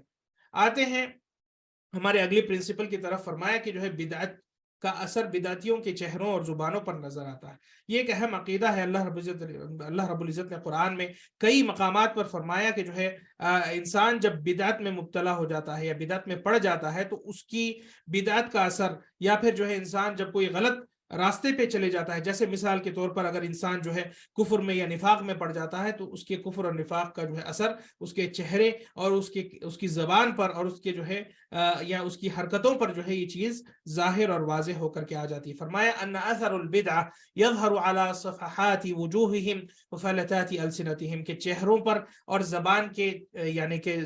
یعنی زبان سے جو نکلنے والی باتوں پر باقاعدہ جو ہے یہ چیز کا اثر ہوتا ہے۔ اللہ رب فرما رہا ہے قرآن کریم میں سورہ محمد میں جو ہے منافقوں کی مثال لیتے ہوئے وَلَوْ نَشَاءُ لَأَرَيْنَاكَهُمْ فَلَعَرَفْتَهُمْ بِسِيمَاهُمْ وَلَتَعْرِفَنَّهُمْ فِي لَحْنِ الْقَوْلِ وَاللَّهُ يَعْلَمُ أَعْمَالَكُمْ۔ فرمایا کہ اگر اللہ رب العزت چاہے تو آپ کو ان کی حقیقت پر انہیں جو ہے دکھا، یعنی کہ ان کا پردہ فاش کر کے جو ہے ان کی حقیقت پر جو ہے اللہ رب العزت ان کو دکھا سکتا ہے۔ وَلَتَعْرِفَنَّهُمْ فِي لَحْنِ الْقَوْلِ، فرمایا کہ اور آپ انہیں ان کے زبان اور ان کے لہجے سے اور ان کا انداز گفتگو سے جو ہے آپ ان کو جو ہے پہچان لیں گے۔ یعنی جو لوگ سنت کے خلاف ہوں ان کے انداز بیان اور انداز گفتگو ہی سے جو ہے ان کی پہچان ہو جاتی ہے۔ جو سنت سے مخالف ہو ان پر جو ہے اللہ رب العزت ایک تاریکی جو ہے ان کے چہروں پر ڈال دیتا ہے۔ اور یہ چیز واضح ہمیشہ رہی ہے کہ جب کبھی آپ ان لوگوں کو دیکھیں گے جو گمراہی کی طرف بلاتے ہیں، یہ کبھی جو ہے ان سے جو ہے ظاہری طور پہ چاہے وہ کتنے اللہ والے نظر نہ آئے، لیکن ان کی حقیقت یہ ہوتی ہے کہ یہ ان کی زبان سے جو ہے اللہ نے پردہ ان کا فاش ہو جاتا ہے اور ان کے چہروں پر ہی جو ہے ظلمتیں نظر آ جاتی ہیں، اور یہ لوگ جو ہے یعنی کہ جو ہے جیسے کہ میں نے بتایا ان کا پردہ جو ہے اللہ خود فاش کر دیتا ہے۔ اسی طریقے سے اسی آیت میں سورہ محمد میں جو ہے فرمایا وَيَقُولُ الَّذِينَ آمَنُوا لَوْلَا نُزِّلَتْ سُورَةٌ، کہ اگر یعنی کچھ لوگ ایسے فرماتے ہیں یا مومنوں کو فرماتے تھے کہ سورت اللہ نے کوئی نازل کیوں نہیں کر دی۔ فَإِذَا أُنزِلَتْ سُورَةٌ مُحْكَمَةٌ وَذُكِرَ فِيهَا الْقِتَالُ رَأَيْتَ الَّذِينَ فِي قُلُوبِهِم مَرَضٌ يَنظُرُونَ إِلَيْكَ نَظَرَ الْمَغْشِيِّ عَلَيْهِ مِنَ الْمَوْتِ فَأَوْلَىٰ لَهُمْ، کہ جب کبھی اگر ان کے کہنے پر سورت اللہ نازل بھی کر دیتا اور اس میں اللہ کے لیے جو ہے جان دینے کی بات آتی اور قتال کی بات آتی تو ان کے چہرے ایسے ہو جاتے جیسے کوئی انسان مرتے ہوئے اس کا چہرہ جیسا ہو جاتا ہے، ویسا ہی حال کچھ اس کا ہو جاتا ہے۔ یعنی ایسی صورت ان کی ہو جاتی ہے، تاریکی ان کے چہروں پہ چھا جاتی ہے۔ یہ اس لیے کیونکہ یہ باطل کے لوگ ہیں۔ حق والے لوگ جو ہے ان کے چہرے پہ اللہ ایک خاص نور ڈالتا ہے، جو جنہیں دیکھنے کی توفیق ہوتی ہے وہ بہت خوش نصیب ہوتے ہیں، آپ کو پہچاننے میں آسانی ہوتی ہے۔ شیخ الاسلام ابن تیمیہ رحمۃ اللہ علیہ کا یہ قول ہے، فرمایا والرجل الصادق البار يظهر على وجهه من نور صدقه وبهجة وجهه سیما يعرف به۔ فرمایا کہ جو ہے وہ شخص جو سچا ہو، وہ شخص جو نیک ہو، اس کے چہرے ہی پر جو ہے اس کی سچائی کی جو ہے نور چھا جاتی ہے، اس کے چہرے سے ہی پتہ لگ جاتا ہے کہ یہ بندہ گمراہ نہیں کر رہا، یہ بندہ جو ہے غلط نہیں ہے، یہ بندہ لوگوں کو دھوکہ نہیں دے رہا، یہ بندہ سچا بندہ ہے۔ یہ اللہ رب العزت کی طرف سے ایک نور اس کے اوپر آتی ہے۔ فرمایا وَكَذَلِكَ الْكَاذِبُ الْفَاجِرُ وَكُلَّمَا طَالَ عُمْرُ الْإِنسَانِ ظَهَرَ هَذَا الْأَثَرُ فِيهِ، کہ جو جھوٹا ہوتا ہے، جو مکار ہوتا ہے اور لوگوں کو فسق و فجور کی طرف لے جاتا ہے، چاہے وہ اچھا بننے کی بھی کوشش کیوں نہ کرے، عمر کے ساتھ ساتھ اس کی جو ہے اس کے چہرے پہ تاریکی نظر آتی ہے اور اس کی گناہوں کا جو ہے اثر اس کے چہرے پہ واضح نظر آتا ہے۔ حتی ان الرجل یکون فی صغرہ جمیل الوجه، بچہ جب پیدا ہوتا ہے اس کے چہرے پہ خوبصورتی ہوتی ہے، نوجوان جب رہتا ہے تو اس پہ خوبصورتی ہوتی ہے۔ فاذا كان من اہل الفجور، اور وہ جب غلط راستہ پکڑ لیتا ہے اور غلط راستے پہ وہ چلتا ہے، مصرا علی ذلك، اور اس پر وہ ڈٹا رہتا ہے، یظہر علیہ فی آخر عمرہ من قبح الوجه، اس کی آخری عمر میں جو ہے اس کے چہرے کو اگر آپ دیکھیں گے تو قبیح الوجه ہو جاتا ہے، اللہ اس کے چہرے سے جو ہے نور چھین لیتا ہے۔ یہ کس کی وجہ ہے؟ یہ اس لیے ہے کیونکہ وہ کیونکہ وہ اپنے اپنے باطن کو جو ہے اس نے پاک و صاف نہیں رکھا، اندرونی طور پہ اس نے جو ہے گندگی پال رکھی ہے، اس نے جو ہے کفر کی، نفاق کی، شرک کی اور بدعت کی جو ہے گندگی اپنے دل میں رکھی، اور یہ گندگی کا اثر اس کے ظاہر پر بھی نظر آتا ہے، اس کی زبان سے غلط باتیں نکلتی ہیں، اس سے معلوم پڑتا ہے، اس کے چہرے سے جو اللہ نور چھین لیتا ہے اس سے بھی اس کی پہچان ہو جاتی ہے۔ اسی طریقے سے عبداللہ بن عباس رضی اللہ عنہ کا ایک قول ہے، فرمایا ان للحسنۃ لنورا فی القلب، حسنہ یعنی نیکی کا جو ہے ایک نور ہوتا ہے جو اللہ دل میں ڈالتا ہے، نیکی کرنے والوں کے لیے اللہ نے ایک نور رکھا ہے، ایک لائٹ رکھی ہے جو اللہ دل میں ان کے ڈالتا ہے، وَضِيَاءً فِي الْوَجْهِ، اور ایک گلو یا پھر ایک چمک ہوتی ہے ان کے چہروں پر، وہ لوگ جو نیکی کرتے ہوں اور سچے راستے پہ ہوتے ہوں، جو سنت پہ ہوتے ہوں، جو قرآن کی صحیح فہم رکھتے ہوں، وَقُوَّةً فِي الْبَدَنِ، اللہ انہیں خاص یا مخصوص قسم کی طاقت دے دیتا ہے، وَسِعَةً فِي الرِّزْقِ، اور اللہ ان کے رزق میں بھی جو ہے اس کی اچھائیوں کی وجہ سے اس کے رزق میں بھی کشادگی دے دیتا ہے، وہ محبتاً فی قلوب الخلق، یہ ہی نہیں بلکہ لوگوں کے دلوں میں اس کے تعلق سے محبت ڈال دیتا ہے، جس کسی سے وہ ملتا ہے اسے لوگ محبت کرنے لگتے ہیں، جس کے دل اچھے ہوں، جس کے دل پاک و صاف ہوں، جو حق کی تلاش کرنے والے ہوں، ایسے انسان سے وہ جو ہے ان کا دلی کنیکشن ہو جاتا ہے، اللہ انہیں ان کے دلوں میں جو ہے محبت ڈال دیتا ہے۔ وَإِنَّ لِلسَّيِّئَاتِ لَظُلْمَةً فِي الْقَلْبِ، اور وہ لوگ جو گناہ کرتے ہوں یا غلط راستے پہ چلتے ہوں یا بدعتوں میں پڑتے ہوں، ان کے دلوں میں جو ہے اللہ رب العزت ایک تاریکی ڈال دیتا ہے، ایک اندھیر ڈال دیتا ہے، وَسَوَادًا فِي الْوَجْهِ، اور ان کے چہروں پہ جو ہے اللہ رب العزت ایک جو ہے یعنی ان کے چہروں کو وہ کالا کر دیتا ہے، ان کا منہ وہ جو ہے اللہ رب العزت کالا کر دیتا ہے، ان کے چہروں پہ جو ہے نظر آتا ہے کہ اللہ نے ایک قسم کی ظلمت ڈالی ہے، ایک قسم کی جو ہے اندھیر ڈال دی۔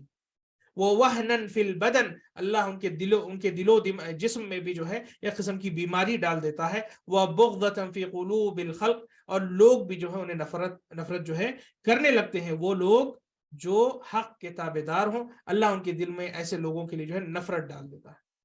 تو یہ ایک چیز ہے جس کا یہ ایک حقیقت ہے جس کا جاننا ضروری ہے، اور حق کی تلاش کرنے میں اس کی بھی آسانی ہو جاتی ہے انسان کو، کہ جب ایسے شخص کو دیکھتا ہے جو بدعتوں میں مبتلا ہو، اللہ اس سے جو ہے نور چھین لیتا ہے اور اسے تاریکی میں ڈال دیتا ہے، ساتھ ہی ساتھ وہ شخص جو حق پر قائم ہو، وہ شخص جو یعنی کہ جو ہے سنت پر قائم ہو اور سلف صالحین کے منہج کو نہ صرف عمل کرتا ہو بلکہ اس کی طرف دعوت دیتا ہو اور اس پر ڈٹا ہو، اللہ اس کے لیے جو ہے خیر اور برکت اس کی زندگی میں ڈالتا ہے، اور اس کے چہرے پہ نور اور اس کے دل میں جو ہے سکون وہ جو ہے ڈال دیتا ہے۔ اگلا ہمارا جو پرنسپل ہے وہ یہ ہے کہ سیاست جو ہے انسان کی قرآن و سنت کی مطابق ہونا چاہیے۔ یہاں پر مؤلف حفظہ اللہ نے فرمایا یعتقدون ان سیاست الناس يجب ان تكون وفق کتاب اللہ وسنت رسول اللہ صلی اللہ علیہ وسلم وفهم سلف الصالح، فلا يبيحون ما حرم الله بحجة التيسير على الناس أو كسب تعاطفهم أو للوصول إلى المناصب أو والسقوط أمام الشهوات النفس ووطأة الإعلام الغادر والله الهادي إلى سواء السبيل۔ فرمایا کہ جو ہے انسان کی سیاست ہمیشہ قرآن و سنت کی مطابق ہونی چاہیے۔ اس دنیا میں جو ہے جو چینجنگ ورلڈ ہے ہماری، اس کے تعلق سے جو ہے یہ نقطہ یہاں بیان کیا جا رہا ہے کہ جیسے جیسے دنیا تبدیل ہوتی ہے، انسان کی دین کو لے کر کے سیاست تبدیل نہیں ہونی چاہیے، بلکہ انسان کی غیروں سے جو سیاست ہے، سیاست کا معنی یہ کہ پالیسی ہے، لوگوں سے معاملات کرنے کی پالیسی، یا لوگوں سے ڈیل کرنے کی پالیسی، یا پھر جو ہے مثال کے طور پر حکومتوں میں بھی اگر کوئی موقع مل رہا ہے کوئی نمائندگی کرنے کا، تو وہاں پر بھی آپ کی پالیسی یہ ہونی چاہیے کہ قرآن و سنت کے مطابق جو ہے آپ کے آئیڈیاز اور آپ کا کردار، آپ کا قول و فعل جو ہے قرآن و سنت کے مطابق ہونا چاہیے۔ فرمایا کہ فلا یبیحون ما حرم اللہ بحجت التیسیر علی الناس، کہ ان کا حال یہ نہیں ہونا چاہیے کہ مثال کے طور پر کوئی گول اچیو کرنے کے لیے، لوگوں پر آسانیاں پیدا کرنے کے لیے وہ حرام کو حلال کر بیٹھے، دین ہی کو توڑ مڑوڑ بیٹھے، یہ کہتے ہوئے کہ بھائی لوگوں کے لیے ہمیں آسانی پیدا کرنا ہے۔ آج کے زمانے میں یہ سب چیزیں چلنے والی نہیں ہیں، لوگ قبول نہیں کر پائیں گے، لوگ اس پر رہ نہیں پائیں گے۔ بھائی اللہ کو علم تھا کہ لوگوں کو جو ہے قبول کرنے کے لائق وہ رہیں گے یا نہیں رہیں گے۔ آپ یہ نہ کہیں کہ لوگ اللہ کا دین آج قبول کرنے کے لائق نہیں رہے۔ اللہ نے اس دین کو قیامت کی صبح تک کے لیے جو ہے بھیجا ہے، تو آپ یہ کون ہو گئے جو ڈکلیئر کرنے والے کہ آج کے زمانے میں تھوڑا سا جو ہے ہمیں چینج کرنے کی ضرورت ہے، آج کے زمانے میں جو ہے دین اسلام کے کچھ پہلوؤں کو بدلنے کی ضرورت ہے، کچھ حلال کو حرام، کچھ حرام کو حلال کرنے کی ضرورت ہے۔ سود خوری کو جو ہے حلال کرنے کے پیچھے کچھ لوگ نکلتے ہیں، کہتے ہیں کہ بھائی یہی اکنامک سسٹم آج آ گیا ہے تو اسی پر ہمیں چلنا ہے۔ بھائی اللہ کے کچھ ایسے بندے ہیں اور الحمدللہ جو اللہ کے فضل و کرم سے آج تک بھی سود سے بچے ہیں اور ان کی زندگیوں میں اللہ نے برکت رکھی. جائے کہ آپ کے نظر میں وہ لوگ جو ہے کامیاب لوگ یا سکسیسفل لوگ مانے نہ جائیں، لیکن اللہ کی بارگاہ میں وہ لوگ سکسیسفل ہیں. اتنے ریپڈ سکسیس لوگ جو اختیار کر سک رہے ہیں، بڑے بڑے جو ہے لونز نکال کر کے بڑی بڑی کمپنیاں اور انڈسٹریز بنا رہے ہیں، بڑے بڑے طور پر جو ہے سود میں مبتلا ہو کر کے اپنے پیسے کو 2 سے 4، 4 سے 8 کر رہے ہیں، بڑی بڑی عمارتیں اور ٹاور وہ کھڑا یعنی کر رہے ہیں. یہ سب ترقیوں کی جو ہے کسوٹی لوگوں کے نزدیک ہو گئی. لیکن حق یہ ہے اور صحیح پالیسی یہ ہے کہ یہ سب جو ہے کامیابی نہیں ہے، یہ سب گھاٹے کا سودا ہے. ہاں دنیا میں آپ 4 پیسے زیادہ کما لیں، دنیا میں آپ اپنا نام، اپنی عزت، اپنی شہرت، اپنا فیم کما لیں، لیکن آخرت میں اللہ کے سامنے آپ جو ہے آپ کی کوئی حیثیت نہیں رہ جائے گی. تو ایسے سودے کی کیا ہمیں ضرورت ہے؟ ایسے جو ہے سیاست کی ہمیں کیا ضرورت ہے؟ تو انسان کو چاہیے کہ اپنی سیاست قرآن و سنت کی مطابق رکھنا چاہیے. نہ صرف میں جو ہے گلوبل یا پھر جو ہے سوسائٹی کے لیول پر سیاست کی بات کروں، اپنی زندگی کی بھی جو پالیسیز، آپ اپنی زندگی کے جو اصول بناتے ہیں وہ قرآن و سنت کے مطابق ہونا چاہیے. کبھی بھی ڈھیل میں نہ چلے جائے، کبھی بھی حرام کو حلال بنانے میں یا حلال کو حرام بنانے میں نہ چلے جائے. کیونکہ وقتی طور پر آپ کو ایسا محسوس ہوگا کہ بھئی میں کامیاب ہو رہا ہوں، لیکن اللہ آہستہ آہستہ جو ہے آپ کو ناکام کر دے گا. اور وہ جو چیز آپ کما رہے ہو، چاہے وہ دولت ہو، عزت ہو، شہرت ہو، جو کچھ بھی ہو، اس سے اللہ کی جب برکت ہٹ جائے گی تو اس میں سوائے جو ہے آپ کے افسوس کے اور ندامت کے آپ کے لیے جو ہے آپ اپنی زندگی میں کچھ باقی نہیں رہے گا. ندامت نہ صرف اس دنیا میں بلکہ آخرت میں بھی جو ہے آپ کو افسوس اور ندامت کا سامنا کرنا پڑے گا. وہ اس لیے کیونکہ آپ نے زندگی میں جو ہے قرآن و سنت کی اپنی جو ہے پالیسی نہیں بنائی ہے. فرمایا یہاں پر کہ کچھ لوگوں کی آسانی کے لیے حلال کو حرام کر بیٹھتے ہیں، کبھی کبھی ان کا دل جیتنے کے لیے دین کو توڑ مڑوڑ دیتے ہیں. وَلِلْوُصُولِ إِلَى الْحُكْمِ، یا پھر مناصب کے لیے جو ہے کہ کبھی بھی کسی منصب یا کسی اتھارٹی یا کسی پوزیشن کو پہنچنے کے لیے دین میں وہ کھلواڑ کر بیٹھتے ہیں. وہ اس لیے کرتے ہیں تاکہ لوگوں کے جو ہے یعنی لوگوں کی جو ہے انہیں سپورٹ ملے، لوگ انہیں جو ہے ساتھ دیں اور انہیں جو ہے اپنا سید، اپنا جو ہے راجہ، اپنا جو ہے سردار وہ بنا لیں. اور یہ کرنے سے انسان ہلاک و برباد ہو جائے گا. اور اسی طریقے سے فرمایا کہ جو ہے کبھی کبھی کچھ لوگ جیسے کہ یہاں پر شیخ فرما رہے ہیں کہ اعلام کے اندر آ کے جو ہے اس قسم کی باتیں کرتے ہیں، یعنی میڈیا کے سامنے آ کر کے ایسی باتیں کرتے ہیں جو دین اسلام کے پرنسپل سے صریح طور پر مخالفت کرتی ہے. آپ کو چاہے اعلام کا پریشر ہو، میڈیا کا پریشر ہو یا پولیٹیکل پریشر، آپ کو اپنے دین کے بنیادوں سے ہٹنا یہ جائز نہیں. ہاں حکمت استعمال کرنا ہے، جیسے کہ میں نے پچھلے قاعدے میں بیان کیا کہ حکمت استعمال کرنا ضروری ہے. اور آگے بھی یہ چیز آئے گی کہ لوگوں کو ان کے عقل کے مطابق جو ہے بات کرو، لوگوں کے فہم کے مطابق ہمیں اپنی دعوت دینی چاہیے، یہ ایک الگ چیز ہے. لیکن دین ہی کو توڑ مڑوڑ دینا، دین کا نقشہ پورا میٹ دینا، یا اس سے جو ہے دین کے نقشے کو ہی بگاڑ دینا، دین کے سسٹم ہی کو بگاڑ دینا، اور کہنا کہ دین میں ہر چیز کی جا سکتی ہے، دین کے اصول و ثوابت کو جو ہے آپ جو ہے بالکل بھی ہٹا دے رہے ہیں اور اس سے آپ جو ہے کمپرومائز کر رہے ہیں، تو ایسا جو ہے کرنا یہ سلف کا طریقہ نہیں ہے. یہ کس کا طریقہ ہے؟ یہ سیکولرسٹس کا طریقہ ہے. یہ کس کا طریقہ ہے؟ یہ لبرلسٹس کا طریقہ ہے. یہ جو ہے سلف صالحین اور سچے مسلمانوں کا طریقہ قطعاً نہیں ہو سکتا. اللہ رب العزت اس صورت میں فرما رہا ہے، سورہ مائدہ کی آیت ہے وَأَنِحْكُمْ بَيْنَهُمْ بِمَا أَنزَلَ اللَّهُ وَلَا تَتَّبِعْ أَهْوَاءَهُمْ وَاحْذَرْهُمْ أَن يَفْتِنُوكَ عَن بَعْضِ مَا أَنزَلَ اللَّهُ إِلَيْكَ فَإِن تَوَلَّوْا فَاعْلَمْ أَنَّمَا يُرِيدُ اللَّهُ أَن يُصِيبَهُم بِبَعْضِ ذُنُوبِهِمْ وَإِنَّ كَثِيرًا مِنَ النَّاسِ لَفَاسِقُونَ. فرمایا کہ جو ہے اللہ رب العزت اس بات کا حکم دے رہے ہیں کہ لوگوں کے درمیان اللہ کی نازل کردہ شریعت سے جو ہے آپ حکم کریں، اسی کو جو ہے آپ اپنی سیاست بنائیں، اسی کو اپنی پالیسی بنائیں، اسی کو اپنا لا اور اپنا سسٹم بنائیں، اور اللہ کی نازل کردہ شریعت کو جو ہے اپنی زندگی کا شیوا بنائیں. وَلَا تَتَّبِعْ أَهْوَاءَهُمْ. یہ ہوا پرست لوگوں کی ہوا سے جو ہے آپ جو ہے متاثر نہ ہو، یہ خواہش پرست لوگوں کی اتباع و پیروی آپ نہ کریں. وَاحْذَرْهُمْ أَن يَفْتِنُوكَ، کہ آپ ان سے ڈریں کہ کہیں یہ آپ کو فتنے میں نہ ڈال دیں اور اللہ کے دین کو چھوڑنے پہ وہ مجبور نہ کر دیں. اور یہ بھی بتا دیا اللہ نے کہ ایسے لوگ اگر گمراہ ہوتے ہیں تو جان لے کہ ان کے گناہوں کی وجہ سے اللہ نے انہیں گمراہ کر دیا ہے. یہ لوگ جو دین سے ہٹ کر کے عجیب عجیب باتیں کرتے ہیں، یہ لوگ جو سنت کا انکار کرتے ہیں، یہ جو اللہ کی شریعت کے کچھ چیزوں کو معطل کرنے کی باتیں کرتے ہیں، یہ لوگ جو ماڈرنزم کے آڑ میں آ کے دین کے نقشے نام و نقشے کو جو ہے بدلنے کی کوشش کرتے ہیں، یہ سب کے سب لوگ جو ماڈرنسٹ ہیں، جو سیکولرسٹ ہیں، جو لبرلسٹ ہیں، یہ سارے کے سارے لوگ اللہ کے عذاب میں ہیں، کیونکہ ان کے گناہوں کا عذاب اللہ نے اس دنیا میں ہی دے رہا ہے. کیا ان کا عذاب ہے؟ کہ یہ صحیح سچے دین سے محروم ہے، سنت پر ثابت قدم رہنے سے محروم ہے، سلف صالحین کے منہج پر چلنے سے محروم ہے. یہ ایک عذاب ہے اللہ کی طرف سے. تو ہمیں یہ ماننا چاہیے کہ ہماری گھریلو زندگی میں، ہمارے معاشرے میں اور ہماری مجتمع، ہماری سوسائٹی میں ہر جگہ جو ریڈ لائن ہے جسے ہم کبھی کراس نہیں کر سکتے، وہ اللہ کی حدود ہے، اللہ کی شریعت ہے. یہ سب سے ٹاپ جو ہے ہماری پرائیورٹی ہے. اس کے مطابق ہم ہمارے سسٹم بنائیں گے. اگر کوئی دنیاوی فیصلے بھی لینا ہو تو اس کے مطابق ہم اپنے دنیاوی امور چلائیں گے، نہ کہ ہمارے دنیاوی زندگی کے لائف سٹائلز اور ہمارے جو ہے دنیاوی لاز یا سسٹمز کے مطابق دین کو توڑ مڑوڑ کے پیش کرنے کی کوشش کریں گے اور لوگوں کو یہ کہیں گے کہ بھائی دین ہمارا بڑا آسان ہے، ہم اسے جیسے چاہیں ہم اسے توڑ مڑوڑ کے اس پر عمل کر سکتے ہیں. یہ بالکل بھی غلط بات ہے، یہ ناقابل قبول بات ہے. اسی طریقے سے اللہ رب فرما رہا ہے وَلَوْ اتَّبَعَ الْحَقُّ أَهْوَاءَهُمْ لَفَسَدَتِ السَّمَاوَاتُ وَالْأَرْضُ وَمَنْ فِيهِنَّ بَلْ أَتَيْنَاهُمْ بِذِكْرِهِمْ فَهُمْ عَنْ ذِكْرِهِمْ مُعْرِضُونَ. کہ اگر دین اسلام اور حق ان لوگوں کے خواہشات کے مطابق ہو جائے تو آسمان و زمین تباہ و برباد ہو جائے گا. لَفَسَدَتِ السَّمَاوَاتُ وَالْأَرْضُ. جیسے کہ آپ دیکھ رہے ہیں کہ یعنی دنیا کا نظام تباہ ہو جاتا ہے وہ لوگ جو خواہش پرست ہوں. جیسے مثال کے طور پر پچھلے درس میں بھی بیان کیا تھا، جو خواہش پرستی اور جو ہوس پرستی کے پیچھے ہے، انہوں نے اللہ رب العزت کا جو نازل حکم ہے کہ شادی کے مطابق، شادی کے جو ہے اس پاک اور جو ہے صاف رشتے کے اندر انسان جو ہے مرد عورت کو کا ملاپ ہو اور اسی کے تحت جو ہے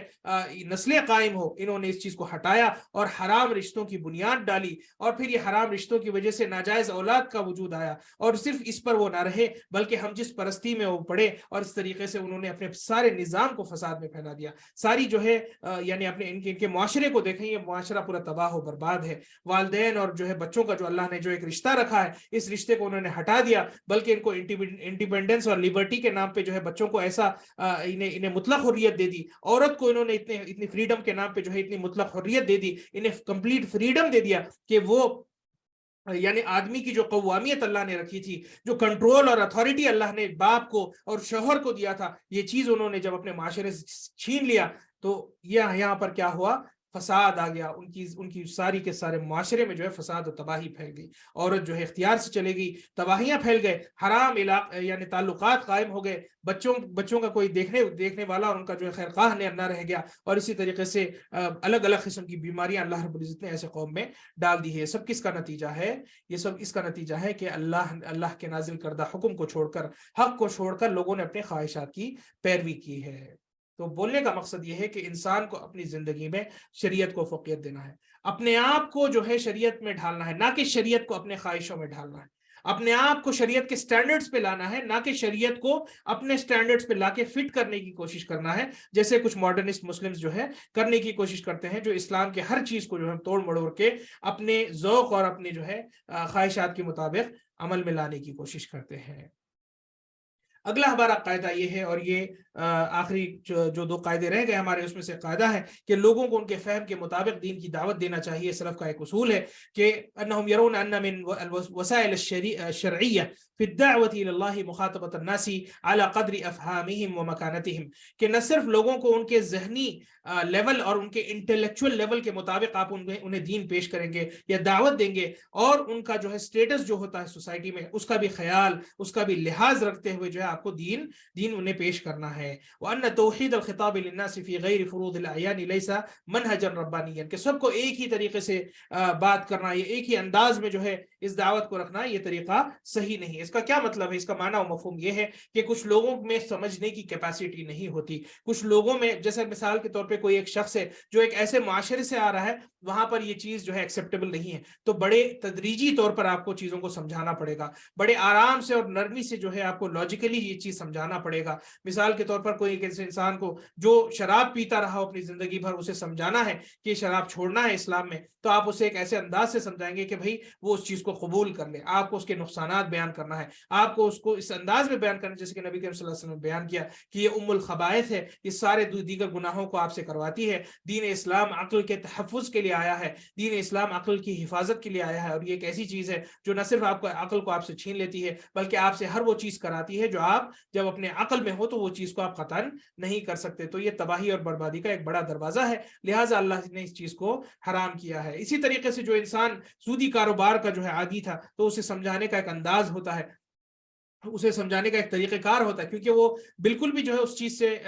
یعنی کہ اس چیز سے جو ہے وہ سیٹسفائیڈ ہے کہ بھائی سود ہی سے جو ہے میں اپنا فارچون یا اپنی دنیا بنا سکتا ہوں. تو یہاں پر آپ کو بتانا ہوگا کہ جو ہے آپ کو معاشرے کا بھی خیال رکھنا ہے. دین اسلام صرف آپ کے فائدے کی, آپ کے منفعت کی نہیں سوچتا بلکہ باقیوں کی بھی منفعت اور ان کے فائدے کی سوچتا ہے. اگر اللہ نے آپ کو پیسے سے نوازا ہے تو آپ دوسروں کی کمزوری یا دوسروں کی جو ہے ان کے معاشی حالات کا آپ ناجائز فائدہ نہیں اٹھا سکتے.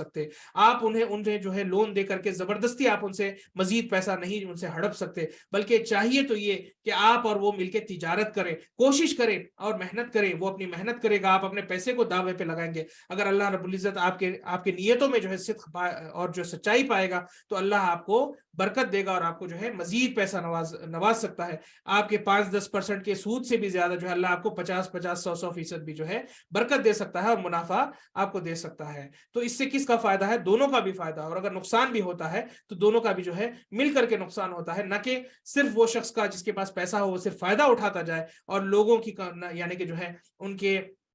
ان کی کمزوریوں کا ناجائز فائدہ وہ اٹھاتا رہے اور ان سے پیسہ وہ چوسے, اور باقی لوگ کمزور سے کمزور ہوتا جائے اور نقصان میں وہ اکیلے جو ہے شریک ہوں. ایسا نہ ہونا چاہیے. تو بتانے کا مقصد یہ ہے کہ جو ہے یہ طریقہ کار ہو. اسی طریقے سے جو لوگ کسی چیز کو سمجھ نہیں سکتے تو کچھ باتوں کو آپ کو بعد میں بتانے کی ضرورت ہوتی ہے. پہلے وہ جو بنیادی باتیں ہیں وہ سمجھ لیں, اور اس میں ہمیشہ جو ہے امام بخاری کا یہ منقول صحیح بخاری کا جو ہے یہ روایت میں لا رہا ہوں, علی رضی اللہ عنہ کا جو قول ہے جو مشہور و معروف ہے, انہوں نے فرمایا صحیح بخاری میں کتاب العلم میں فرمایا, بابو من خص بالعلم قوما دون قوم کراہیت الا یفہموا. تو انہوں نے ایک چیپٹر بیان کیا جس میں یہ کہا کہ کچھ علم کا حصہ کچھ لوگوں کو بیان کرنا اور کچھ چیز جو ہے انہیں اس وقت نہ بتانا, کچھ چیزوں کو پرائرٹائز کرنا, کچھ باتیں بتانا اور کچھ باتیں جو ہے بات کے لیے رکھ دینا. یہ نہیں کہ چھپانا, دین اسلام سارا کا سارا بیان کرنے کے لیے آیا ہے, لیکن آپ کو کچھ باتیں پہلے بتانے کی ہوتی ہے اور کچھ باتیں بعد میں بتانے کی ہوتی ہیں جب وہ تیار ہو جائے اس بات کو قبول کرنے کے لیے. علی رضی اللہ عنہ کا یہ قول ہے, حدث الناس بما يعرفون اتحبون ان يكذب اللہ ورسولہ, کہ لوگوں کو جو سمجھ آ سکے ویسی بات کرو. کیا تم یہ چاہتے ہو کہ لوگ اللہ اور اس کے رسول کی تکذیب کریں, اللہ اور اس کے رسول کے دین کو ٹھکرائیں؟ کیا آپ یہ چاہتے ہو؟ نہیں, آپ یہ نہیں چاہتے. اگر آپ یہ نہیں چاہتے تو لوگوں کو جو انہیں سمجھ آ سکتی ہو ویسی بات ان سے آپ کیا کریں. بڑی بڑی باتیں نہ ان پہ کر دیں, نہ انہیں جو ہے بڑے مسائل میں انہیں الجھا دیں کہ وہ جملتاً جو ہے سارے دین کو چھوڑ بیٹھے یا اسلام کو وہ قبول ہی نہ کریں. انہیں بڑی آسانی سے ان کے فہم کے مطابق, ان کے انٹلیکچوئل لیول کے مطابق آپ دین پر یا دین سمجھائیں گے اور انہیں جو ہے دین شرح کرنے کی یا پھر جو ایکسپلین کرنے کی کوشش کریں گے. آخری ہمارا جو قاعدہ ہے وہ یہ ہے کہ انہم یحذرون من مشابہت الکفار واتباع سبیلہم, کافروں کی مشابہت اور ان کی پیروی کرنا دین اسلام میں ناجائز ہے, اور سلف صالحین اس چیز سے لوگوں کو روکا کرتے تھے کہ کافروں کی کسی بھی طریقے سے پیروی ہو. یہ بہت اہم ترین چیز ہے, کیونکہ کئی غلطیاں, کئی جو ہے دین میں بدعتیں یا کئی دین میں جو یعنی گناہوں میں جب پڑتے ہیں لوگوں کی دیکھا دیکھی میں پڑتے ہیں, جیسے کفریہ جو طریقے ہیں آج کل, یا چاہے وہ اخلاقی اعمال میں ہو یا پھر سیاسی امور میں ہو, ہر چیز میں کفار کو دیکھا دیکھی میں جو ہے لوگ مسلمان بھی جو ہے بہکتے ہیں. تو اس دروازے کو بند کرنا بھی ضروری ہے. اگر آپ اسلام پہ مستقیم اور قائم رہنا چاہتے ہیں, ڈٹے رہنا چاہتے ہیں, تو یہ ضروری ہے کہ آپ کافروں کی مشابہت چھوڑ دیں، کافروں کی جو ہے آپ پیروی کرنا چھوڑ دیں۔ نبی کریم صلی اللہ علیہ وسلم نے پیشن گوئی کی تھی کہ بعد اس کے کہ نبی کریم صلی اللہ علیہ وسلم نے منع کیا کہ ان کی پیروی ہو، اس کے باوجود لوگ ایسے بھی پائے جائیں گے جو ان کی پیروی کریں گے۔ کیا فرمایا؟ لا تقوم الساعة حتى تأخذ امتی باخذ القرون قبلها شبرا بشبر وذراعا بذراع۔ فرمایا کہ جب تک جو ہے قیامت قائم نہیں ہوگی، جب تک کہ جو ہے میری امت میں سے کچھ ایسے لوگ ہوں گے جو سابقہ امتوں کی پیروی کریں گے، وہ ان کے نقش قدم پر چلیں گے، چاہے وہ چھوٹے چھوٹے ان کے جو ہے قدم کیوں نہ ہو، چھوٹے چھوٹے ان کے اعمال کیا نہ ہو، ان کی چھوٹی چھوٹی چیزوں میں ان کی پیروی وہ کرنے لگیں گے۔ شبرن بشبرن وذراعن بذراع، یہاں پر بتایا کہ جو ہے ان کے نقش قدم پہ وہ برابر چلیں گے۔ یہ جو ہے یہ میجرمنٹس ہے جو کہ استعمال کیا، ذراع کہا جاتا ہے ایک ہاتھ کو، اور شبر کہا جاتا ہے ایک چھوٹے سے میجرمنٹ کو، کہ اگر وہ چھوٹی چھوٹی چیزیں بھی کرتے ہیں تو برابر ناپ تول کے انہی کے نقش قدم پر وہ چلنے لگے، برابر انہی کے فٹ سٹیپس پہ وہ چلنے کی کوشش کریں گے، برابر ویسے کرنے کی کوشش کریں گے جیسے وہ کرتے ہیں۔ ان کے سوسائٹی میں کیا ہوتا ہے ہم ویسے کریں گے، ان کا اکنامک سسٹم کیا ہے ہم وہ کریں گے، ان کا جو ہے سوشل سسٹم کیا ہے ہم ویسے ہی کریں گے۔ اگر آپ ان سے کوئی اچھائی لے رہے ہو جو شریعت سے ٹکرا نہیں رہی، یہاں پر کوئی حرج والی بات نہیں، لیکن مسئلہ کب ہے؟ مسئلہ صرف یہ ہے کہ ان کو اپنا جو ہے رہبر مان لینا، شریعت کو چھوڑ کر کے انہی کو اپنا مسیحا جان لینا، انہی کو جو ہے اس دنیا میں کامیابی کا جو ہے ایک مصدر، ایک واحد مصدر سمجھ لینا، تو یہ چیز سب سے بڑی غلط چیز ہے۔ اس کا معنی مفہوم یہ نہیں کہ جو ہے انسان کوئی اچھے پریکٹسز کو اپنائے دنیاوی امور میں، لیکن یہاں پر مراد یہ ہے کہ کافروں کی ہر چھوٹی چیز، ہر بڑی چیز میں ان کی پیروی کرنا، یہ بھی نہیں دیکھتے ہوئے کہ بھئی ہمارا شریعت اس کے تعلق سے کیا کہتا ہو، حلال ہے یہ چیز یا حرام ہے، اس کی تمیز ہی چھوڑ دینا، بس انہی کی پیروی میں لگ جانا۔ فرمایا پھر کہ جو ہے نبی صلی اللہ علیہ وسلم سے پوچھا گیا، فقیل یا رسول اللہ کفارس او روم و فارس کی طرح جو ہے آپ یا ان کی پیروی کرنے کی بات کر رہے ہیں، ومن الناس الا اولئک، ان کے علاوہ اور کون ہے، فارسی اور نصارہ کے علاوہ اور کوئی اس زمانے میں تھا نہیں، تو انہی کی پیروی کے تعلق سے آپ صلی اللہ علیہ وسلم فرما رہے ہیں۔ تو یہود و نصارہ عموماً یا پھر پارسی جو ہوتے ہیں، ان کی پیروی کرنا، وہ قوم جو یعنی کہ دائر اسلام سے خارج ہیں، اللہ نے انہیں جو ہے کفر پر یا ان کے کفر میں کافر ہونے پر جو ہے قرار دے دیا، تو ایسے لوگوں کے تعلق سے فرمایا کہ ان کی پیروی کرنا جائز نہیں۔ اگر آپ ان کی پیروی کرتے ہیں تو آپ دائر اسلام سے آٹومیٹکلی نکل جاؤ گے، وہ اس لیے کیونکہ اللہ نے انہیں دین سے اس لیے ہی نکالا کیونکہ وہ سچے راستے سے گمراہ ہو گئے تھے۔ پھر آپ اگر ان کے راستے پہ جائیں گے تو اسلام سے آپ کا کوئی لینا دینا نہیں ہوگا، اسلام سے آپ کا کوئی لینا دینا نہیں ہوگا۔ تو یہ آج کا ہمارا درس تھا۔ اللہ سے ہم دعا کرتے ہیں کہ اللہ ہمیں توفیق دے کہ ہم خیر کا عمل کریں اور ہر قسم کی شر سے اللہ رب العزت ہمیں محفوظ رکھے، ہمارے ایمان اور تقوی میں اللہ تعالیٰ بلندی عطا فرمائے، اور اللہ تعالیٰ ہمیں کفر سے، شرک سے، نفاق سے اور بدعتوں سے اللہ رب العزت ہمیں محفوظ رکھے۔ آمین یا رب العالمین، وآخر دعوانا ان الحمد للہ رب العالمین۔